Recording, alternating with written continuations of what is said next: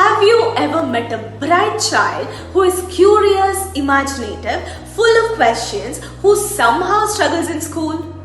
The issue isn't the intelligence, it's the language. And in 2025, India is finally confronting this hidden barrier. Hi, I'm Sumana, a strategic social impact educator with Hallam International Educators, and today I bring you one of the most revolutionary shifts in Indian education since independence. Here is the truth. Over 265 million school children in India, and nearly 90% of them start school in a language they don't even speak at home.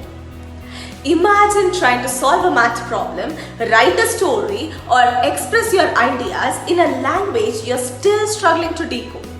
And now imagine doing that every day for years. But the new education policy 2020 is changing that. And starting from the academic year 25 to 26, foundational education, that is up to grade 5, will be taught in children's mother tongue or regional language in CBSE, ICSE and several state board schools across India. This isn't just a policy, it's a neuroscience and equity in action. Studies from UNESCO, NCERT and Global Brain Research shows that the children who begin learning in their home language can understand the concepts 30 to 50% faster. They can show higher classroom engagement and are less likely to drop out and grow into multilingual thinkers, not just English speakers.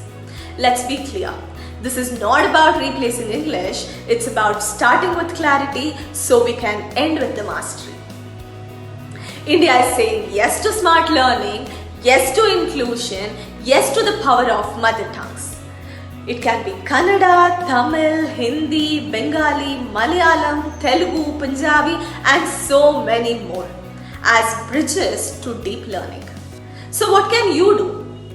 Read the bedtime stories in your home language and you can encourage schools to embrace multilingual teaching. And also share this video with parents and teachers who need to hear it. Because when a child learns in a language that feels like home, their brain opens up and so does their world. Let's not just teach to the test, let's teach to understand, to connect, to grow.